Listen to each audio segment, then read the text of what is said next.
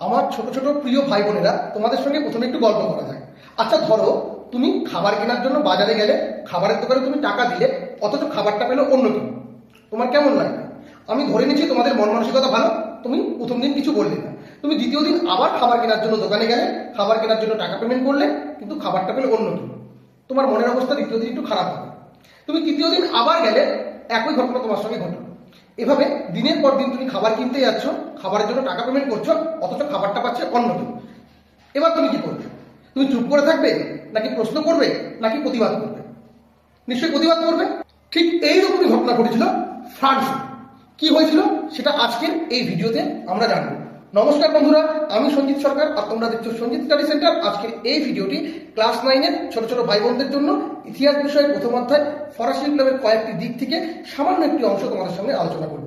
আজকের আলোচনায় থাকছে আমাদের বিপ্লব পূর্ববর্তী ফ্রান্সের সামাজিক অবস্থা কেমন ছিল। সেই সময় ফ্রান্সের সমাজ তিনটি শ্রেণীতে বিভক্ত ছিল।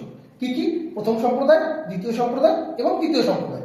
প্রথম সম্প্রদায়, যাকে বলা হচ্ছে ফার্স্ট ক্লেট, এখানে ছিল যাজকরা। যাজকদের দুটি ভাগে ভাগ করা হতো, উচ্চ যাজক এবং নিম্ন যাজক। যাজক বলতে কারা ছিল? অ্যাকচুয়ালি ধর্মগুরুরা। তো তাদের মধ্যে কারা করতো? খ্রিস্টানদের মধ্যে archbishop, bishop, cardinal, abbot, abbot মানে মঠের অধ্যক্ষরা। তো এরা সেই সময় ফ্রান্সের সমাজের মাত্র এদের জনসংখ্যা ছিল 1%, অর্থাৎ 1,20,000। আর এদের দখলে ছিল 10% জমি। এরা কিন্তু কোন রকম কর দিত না, স্বেচ্ছা কর দিত। যদি ইচ্ছা হতো তবে কর দিত, নচেত কর দিত না, এবং সমস্ত রকম সুবিধা কিন্তু এরা ভোগ করত। এটা ছিল হচ্ছে ফার্স্ট স্টেপ।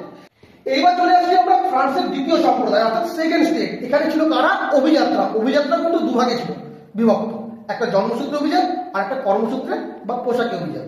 সমগ্র ফ্রান্সের 1.5% জনসংখ্যা এদের ছিল, অর্থাৎ 3,50,000। এরা সরকারি প্রশাসন থেকে শুরু করে, বিচার বিভাগ থেকে শুরু করে চাকরি, সমস্ত কিছু নিজেদের দখলে রেখেছিল এবং রাজা খুব কাছের মানুষ ছিল। এবং সমগ্র ফ্রান্সের মোট 20% জমি কিন্তু এদের দখলে ছিল। এরা কোন রকম কর দিত না, উপরি এরা সমস্ত রকম সুবিধা ভোগ করত।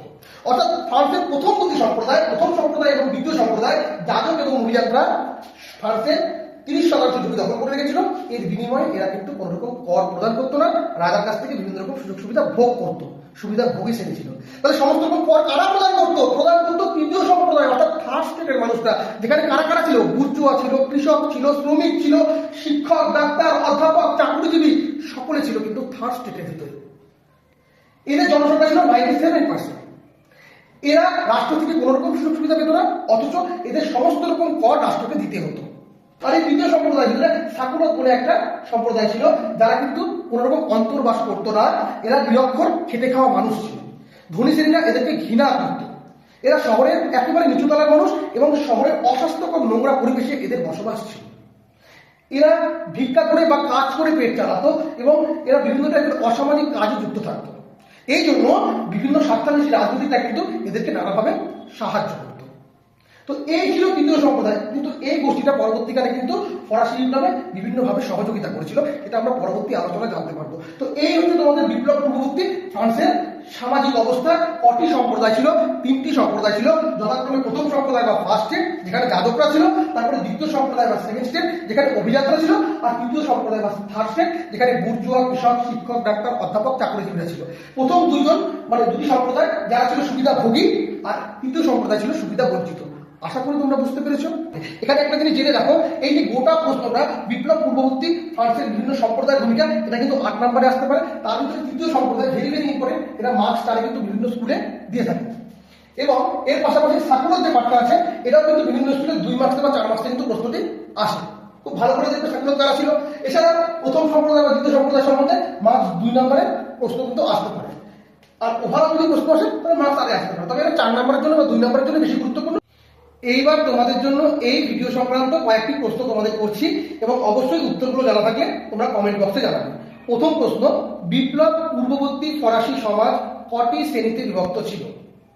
দ্বিতীয় প্রশ্ন, বিপ্লব পূর্ববর্তী ফরাসি সমাজে যাজকরা কোন সম্প্রদায়ভুক্ত ছিল? তৃতীয় প্রশ্ন, বিপ্লব পূর্ববর্তী ফরাসি সমাজে অভিযাত্রা কোন সম্প্রদায়ভুক্ত ছিলেন? সাকুলত কাদের বলা হতো? এটা থাকলো 4 নম্বর প্রশ্ন। যারা যারা ভিডিওটি ভালো করে শুনেছো তারা অবশ্যই এই উত্তরগুলো সঠিক দিতে পারবে, এটুকু আমার বিশ্বাস রইল। আমরা নেক্সট ভিডিওতে কি আলোচনা করবো বলতো? এই যে প্রথম দুটো সম্প্রদায়, প্রথম সম্প্রদায় এবং দ্বিতীয় সম্প্রদায়, যাদের দখলে 30% জমি ছিল, তারা কিন্তু কোনো রকম কর দিত না, সুবিধা ভোগ করতো। কিন্তু তৃতীয় সম্প্রদায় যাদের সমস্ত রকম কর দিতে হতো, তারা কি কি কর দিত, সেই সময় ফ্রান্সের সমাজে কি কি ধরনের কর প্রচলিত ছিল, কি কি ক্ষেত্রে সেই করগুলো ব্যবহৃত হতো, সেই সমস্ত বিষয় কিন্তু পরবর্তী ভিডিও থাকছে। যারা যারা সঞ্জিত স্টাডি সেন্টার ইউটিউব চ্যানেলটি দেখছো, তারা অবশ্যই চ্যানেলটিকে সাবস্ক্রাইব করে রাখো। যারা ফেসবুক বা ইনস্টাগ্রাম পেজে সঞ্জিত স্টাডি সেন্টারের ভিডিওটি দেখছো, তারা অবশ্যই ফলো করে রাখো, উপকার অবশ্যই পাবে। ভালো থেকো এবং ভালোভাবে ভিডিওটি দেখো, উত্তরগুলো পারলে করে দিও।